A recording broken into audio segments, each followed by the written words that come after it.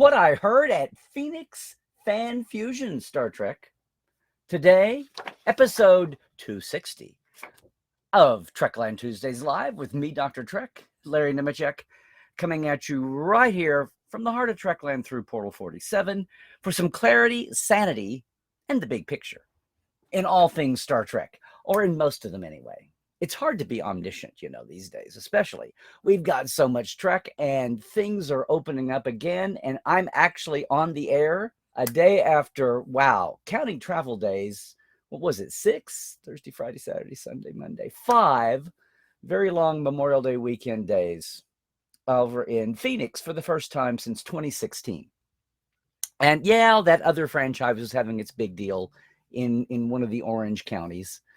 Oh, yeah, they had it at Starfleet Academy this year. It was very nice of them. I mean, there were lots of things going. Obviously, it was Memorial Day weekend. People were distracted. But for the first time since 2016, I was happy to be back at Phoenix after having been there several years. It's now called Fan Fusion. It's a great convention. They, like everyone else, are rebounding. And I had a great weekend. I want to tell you about it. And hey, if you're watching us later on YouTube only and not live, I invite you to come and watch us live. So, yes, diving in.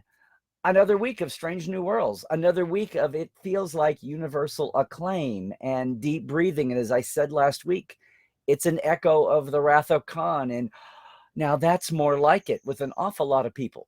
And that's a feeling that now that's more like it is a lot the way people felt in Phoenix. Now, this is the year that's unfolding. I saw the Doctor Who Con here in LA, Gallifrey 1, had to miss a year. A lot of conventions had to miss 2 years that they were summer cons. I've got SoonerCon to look forward to down the line. That's the end of June in Norman in Oklahoma City metro area. It's a very good regional con. I suggest you check it out. It's going to be a very special one for me this year. But here's Phoenix, where we had some miscommunications and they had some turnover as they came back from the pandemic, Square Egg Productions. But worked it out. Had an awesome 3 days instead of 4. People are a little hesitant, clanking back up. And the convention had fan mixers at night in convention space on Saturday night with banquet rounds and cash bar. And it was just a simple way, if you were new or you wanted to sit quietly or not so quietly and catch up with fans or meet new fans. And I had no idea what to expect. I thought it might go down like a church dance, thinking, there might be 10 or 12 really, really desperate people in there. But actually there were 80 really no, I'm kidding. It was we're arguing over how many there were, between 60 and 80 folks in filling up the banquet rounds, and had music going, and I did a few little events. It was great. And that was kind of the tone of the whole weekend. Now, I got into the confirmation system late. So from my panel time, stage time, I jumped in with Dr. Dave. A lot of you know Dave Williams from Arizona State, works on a lot of NASA-related planetary missions. He's been a Portal 47er since the beginning. He'd pop up here more often, but he's working, teaching during the day. But he had his United Federation of Phoenix, which is a club that goes back to 1975. It's one of the oldest Star Trek only clubs in existence, if not the oldest. If Star San Diego is still going, it might be the only one older. And he let me crash 4 or 5 of his panels over the weekend. The panels, which were all show-based, basically. He had some science panels too, with varying numbers of people on the panel, but they were all very low-key. Now, Phoenix, to Phoenix Fan Fusion, to their credit, were wound up with 4 Trek guests. They had Kate for a very long Saturday, came in from New York, Anthony Rapp, and Tim Russ. Oh, and Doug Jones, who never had a line that was not standing in line. I think he was the busiest guy all weekend. Unfortunately, I didn't get away to go see anybody's stage shows, which made me mad because I was hoping this would be small scale enough that I would do that, but it was just hopping and busy. At the panels, the relative attendance was, I thought, a nice barometer. Part of this was affected by time of day. Some of these panels were in the middle of the afternoon. Some of them were at 6 and 7, so it's dinner hour, and people, the pool was naturally lower. The lowest, we had a tie here. The lowest turnout was the Prodigy panel, which was from 3 to 4, and we had a lot of fun. We had some fun bits in there, as I will tell you in a minute. And the Discovery Seasons 3 and 4 panel had about 30, and it was 6 to 7, so dinner hour time. Picard Season 2 panel had about 48 people. That was at 6 to 7 also. Then we jump up to the Strange New Worlds panel, which was at 7:30 to 8:30 on Saturday. And even then, we had 56. The next biggest was a look at all the classic Treks, which was smack in the middle of Sunday afternoon. So Sunday's the down day, but it's middle afternoon. There you go. The biggest panel turnout, it was mid-afternoon on Friday. Have you done your subtractive logic here? It was Lower Decks. We had about 100 people for the Lower Decks panel. So whatever kind of thing that math tells you, again, you had variables there, but that was just one thing. Since we started keeping track, there was the same core group in charge of all, or organizing them. The mixer at low of 50, I was thinking it was actually more up to 60 or 70, but that was a good turnout too. And people that hung for a couple hours. Last hour, it kind of ended, but from 9 to 11, that was good to see. I met a lot of new folks over the weekend. These are just some early numbers and what I heard and saw at Phoenix Fan Fusion. To start with, don't ever count out your table. I made the comment about Sunday. You all know that you've been to cons. Sunday starts to die off. It depends on how urban versus commuter everybody is. Are people having to fly for Sunday planes? Are they having to drive 3 hours back home? Do they live in town? Yada, yada, depending on, what the logistics of the con is and the geography. Well, I...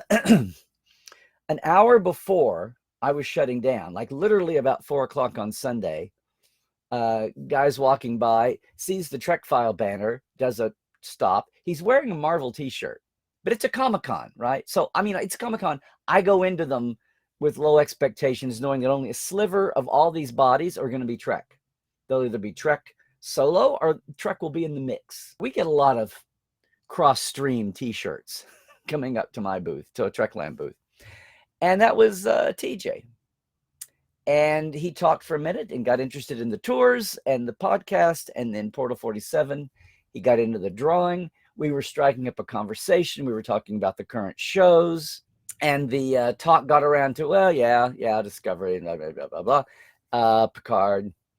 And then I said, well, what do you think about Strange New Decks? And he said, oh, Strange New Worlds. Did I say Strange New Decks? Strange New Worlds, I believe is the name of the show. Because we said, yeah, Strange New World. He said, it's funny. Used to be it took 2 seasons to make a good Star Trek series. Now it takes 2 series. And I lost it.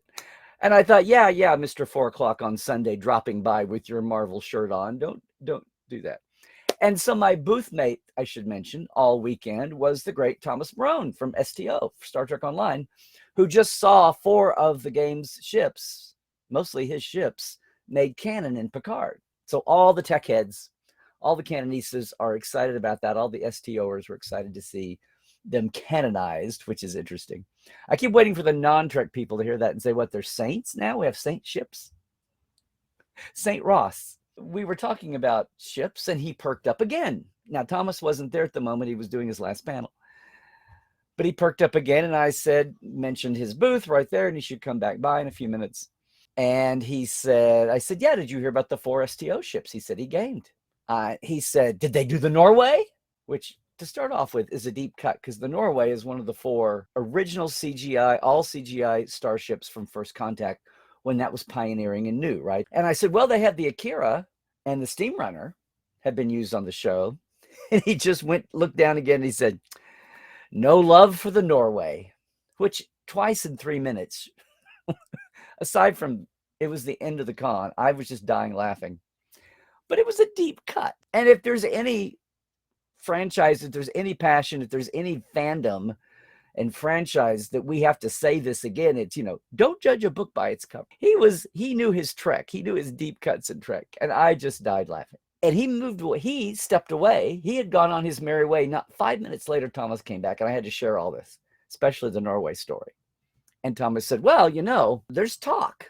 Basically, he hinted that there might be some love for the Norway after all coming down the line at some point. Gosh, I hope I didn't spoil that. And what's funny is not an hour and a half later, when I had packed up and was rolling my overstuffed bag out to the parking structure, lo and behold, I'm crossing a street and there's my friend TJ. And I got to tell him, at least in passing, that he missed Thomas by 5 minutes. Could have bent his ear a little. and B, that we all had a good laugh about the Norway and about It Takes Two series to make a good Star Trek series. Now, at one point in the Prodigy panel, as we were doing just Q&A toward the end, the best question of the weekend popped up, because I'm technically going to say TJs weren't questions. They were statements. And it was so good, I had to tweet this. I tweeted it out, and I made sure to tie in the brothers Hageman, Dan and Kevin, and good Aaron Walke, who you should all be following, all of them, if you're halfway a Prodigy fan. And if you're not a Prodigy fan, Aaron is such a great Trek fan that he's going to be popping up all kinds of places. And also Ben Eben and D. Bradley Baker, because someone popped up in the audience and said, all right, who would win in a fight? And I rolled my eyes because I just love these who would win in a fight questions. They're so 80s fanish, but okay. Who would win in a fight, Murph or the entire Klingon Empire? And we all died laughing. I remembered that one for later on, got it tweeted, and lo and behold, the brothers Hageman retweeted it. But of course, good Aaron had at good Aaron is Aaron Walke's Aaron J. Walke's Twitter. You should follow. He saw that and piped back up and he said, Murph is indestructible. After a fierce battle, the Klingons would share a moment of Tovadok and acknowledge him as a fierce warrior and as one of their own. Another person in my Twitter stream said, I'm just saying, the House of Murph, I'm just saying, they will sing songs. It was that kind of a weekend. I saw tons of fans. Now, at that fan mixer, I think if you're on my Instagram and probably Twitter and Facebook, but especially the Instagram, I popped up. There was not a lot of Trek cosplay, a lot of people in uniforms. That's cool. But I didn't see a lot of out there Trek cosplay. It's a Comic-Con. I get it. When I do see it, I try to stop, make a comment, thank somebody. When I see just regular Starfleet uniforms, I think it throws people because they're not used to being complimented on their Star Trek uniform at a Comic-Con. But I try to stop and say, looking good Starfleet, or way to represent Starfleet, or looking good Lieutenant, something like that. But I first walked into this mixer Saturday night, right past the cash bar. I did a double take. And if you're on my Instagram, you saw. It's only been 4 episodes in, and here is, the pictures have been out, sure. But here is a guy and young lady cosplaying Pike, and he had the hair, and Nurse Chapel. And she had put together, now it's a month in, a year from now, don't critique this, but she had the two-tone, the pattern whites. They had their boots, and it was just shocking. And I walked in, I saw them from the back at first, but I saw that two-tone white with the diagonal contrast, light blue pattern, whatever that is. And I thought, oh my God, it's Pike and Chapel. And they turned around and smiled and looked startled. And then I told them not to go away because I wanted to take a picture after we got settled in. And I did. They were pretty cool for just being on the run cosplay pics. I realized at that moment that I hadn't seen a lot of cosplay. And yes, they were uniforms too. But they were like 4-hour-old uniforms. Good on them for jumping. You always love it and admire it when some fan jumps in and cosplays something, even if it's rough around the edges because they did it in a hurry. When they cosplay something that's just been out. Now that's fan devotion. So imagine my surprise after I made a kerfluffle about it and took their pictures, and I think they were a little nonplussed, but slightly tickled. As we were going away, I said something about how many cons have they gone to? Do they do this often? And it was their first convention. The two of them met at somewhere where Star Trek came up, but it wasn't a convention. Both of them fans. Neither one was patient for the other one. They were both fans. It's Corey and Nicole. And they got a lot of love on my Instagram. So then somewhere else, somebody was starting to pick it apart. And I'm like, are you kidding me? It's a month into the show. Just celebrate the fact that somebody was repping Strange New Worlds, and it was Pike, and he had the hair for it. And Chapel, because she looked like Jess Bush, but the outfit, I was like, oh, good deal. And, a year from now, she can keep tweaking it. I was very impressed with that. And I just hadn't been all weekend, saw all kinds of great stuff. Another young guy in our Lower Decks panel was the only one in the room that had a Lower Decks uniform on. And you know how proliferative they have become. but he had a jacket on, and we wound up going to a fun evening, thanks to his promoting some kind of a bar event for Quarks that night. You may have seen that one also. That mixer also, we had some door prizes. I had some fan set pins for people. Everybody had it was just a simple drawing. In hindsight, it wasn't my event. I kind of got into it. I saw it, and they popped me on the guest list or the participation list. Maybe a little more structure would have been good, but it was meant to be a very laid back evening, and good on them. I've not seen other Comic Cons, much less, well, fan cons obviously would have something like this, but Comic Cons where you've got multiple genres and having different rooms in various guises suited for a franchise, and on doing it on the run. I want to say a shout out to the Trek organizer, Jackson, Jackson Porter, who kind of single-handedly tried to come up with fanish things, knowing that it was people's, the Phoenix area. They have another fan con coming up called CocoCon. It's small and old school lit-con-ish. It'll be a few hundred people. But for something that had the numbers and the gravitas and the structure to handle bigger pools of people, that was kind of out there for them to try and do that. So good on Jackson, and all the best thing to them as they go forward the way all the conventions are trying to go forward. One more thing I want to mention that I heard, and this weekend was so great. I had so many people coming by say they watched Trekland Tuesdays live later. More people tell me they appreciated that. They appreciated that we had Trekophiles come by. It was very nice. Not swarms and droves and mobs, but steady streams of people. It was very affirming. Saturday night, in the middle of all that love and feedback, and sitting next to Thomas was great, and in that arena, because the Trek folks all came by that way. One guy who wound up winning one of our door prizes came over and said that he really appreciated the TNG companion. And then he told me just a little bit more than that. He was obviously mixed heritage. He said he was Hispanic and also Black, that he grew up in the hood was his term. He said it wasn't always the best life. He had friends, but he'd never had any geek friends. And his family life wasn't the smoothest. He didn't have anyone to share his inner geek with as he grew up during the next generation. He talked about basically at night, he had a portable TV or whatever, and he would get in bed and make a bubble, his own subspace bubble, his own warp bubble. And he bought his own copy, his own blue copy of the TNG companion, and would get in his own bubble. And he said, I could shut out whatever was going on in the world, or the people that I knew but didn't know me. He said, whatever the problems were, or the lack of friends, if I felt alone in my geekness, he said, I had the show, and I had my bubble and me and your book. And I've had people come up and thank me for doing that. It's kind of odd. It's something you get. It's wonderful. But the more the people's age gets younger than your own as the years go by, it throws you a little. But I love it. I accept it. I know what Bejo's Concordance, and I know what Stephen Whitfield Poe's Making of Star Trek meant to me, and to everyone that worked on the fanboys and girls that worked on the TNG Berman era, much less today still. What Franz Joseph's Technical Manual meant. So I understand the feeling. I totally know the feeling. But this was just a little more than that. And he, he's now up and going. I forget what his job was, but he's totally fine. He's got a partner. He's hooked up. He's doing it. He was there at the con. He was enjoying himself.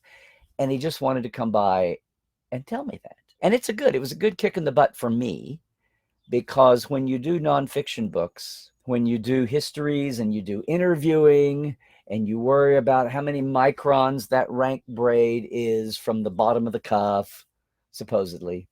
It's why I enjoyed doing Life Support Live with Dr. Ali for those couple of years, and why we're not giving up on the brand. We'll revisit it from time to time in some form and fashion. But it made me kind of, once again, front and center, that even though I'm not a ship guy, not a ship guy, a shipper guy. And of course, I know the positivism and the futurism and the aspirational and the representational appeal of Star Trek. And I said it when Leonard died, that was just all given to me. Well, yeah, it's Star Trek. That's what Star Trek is. Okay, now let's go do the cool stuff. Let's go organize those planets. But it was a good in my face. I don't mean in my face. I mean subtle. He was very soft-spoken, funny, but soft-spoken. I'm talking about in my own face, in my perception. It's a thing to remember that even a silly nonfiction catalog-y kind of making of book, the kind of thing that inspired Mike McMahon to parody it, which he's told me himself lovingly, that same kind of feeling also does have a softer side, and it does have a mental health side and a get through the daily crap of life when you need to side. So for all the folks who, enjoy the fiction and fan fiction and the shipping and the essays on the psychology of Mr. Spock for the 19th time, much less any other character since, good on you.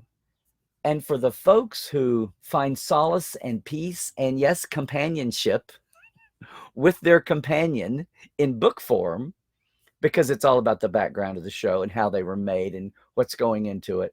It was really a moment. It made me really stop and connect two dots that I don't think about connecting. So I want to thank Gabriel, and I want to thank Corey and Nicole, and I want to thank the guy with the Murph question. I want to thank TJ. I want to thank so many random people. I don't know if it was just in the juice and the ether, because people hadn't really gathered together in big. Now we've had Vegas last year, tentatively, weirdly. We've had 2 or 3 cons, but for so many people I saw last weekend, it really was their first time to get back together. And a lot of the folks in our panels said that too. I should thank Mahib for wearing his Lower Decks jacket that one day. Anyway, it did not go unnoticed. I hope wherever you are looking safely at your comfort zone. And hey, I have a Portales who lives in Phoenix who is still not comfortable about being in large crowds with the virus still out there. And I hear you, long COVID. I was maskless at my table, but whenever I had to cross the room, go to the restroom or go to a snack stand or something, walk through crowds of people, and whenever I came in and out, I had a Trek Well mask. But you've seen them. They're still up at T Public if you want to get one. That was me. But given all that, it was a lovely, lovely, lovely weekend. And getting to see Thomas and getting to see Amy and all of our folks in Phoenix and folks who traveled for it was a lot of fun. I'm going to do my routine test tomorrow. I feel fine, but that doesn't mean a damn thing. Aside from being a little croaky from talking for 5 straight days, it was fine. Plus, I got to see my old best bud, Kevin, and that made it all the better. Okay, I don't know where you are with your local con or your mask situation, or you're long past it, or you're still being cautious or whatever, but hopefully things will stay on that track wherever you are. I know overseas, the big news was Destination London was canceled for all of our Brit friends and some Europeans. And a lot of you on here today are up in arms about that. Maybe we get into that in the chat too. I heard that one. People came up to me in Phoenix and asked me if I had heard about Destination London being canceled. So we are slightly more global minded, even if it doesn't feel that way, I know at times. But as you look forward in your fandom and you get back together and you enjoy Strange New Worlds, I just want to remind everybody that I've got SoonerCon coming up, and then hopefully we'll have some FaceTime at San Diego Comic-Con, and we'll be at Vegas for sure, and then we'll see what happens after that. But apart from that, there's tours, the tour bubble. People are discovering the location site tour. I've been at it for 6-8 years now, off and on 10 years actually, my own and with Geek Nation Tours. So just so you know, August 2021, a 2-day Great Bird Origins Tour, the life spaces of all kinds from childhood to adulthood and death. For Gene Roddenberry, see the places where Star Trek was created in the DNA. If you want to check that out, go to LarryNemecek.com. It's on my page. In fact, there's a new 4-bar site because the weekend after that, the week after, is Vegas. And the day before Vegas, you can catch our 1-day Valley of Fire tour that we go out to the Kirk Death site and a few other fun places that have to do with Star Trek. That's a Geek Nation Tours job that I lead. That's Wednesday, August 24th. You can go to LarryNemecek.com and get info on that and the tours coming up next year.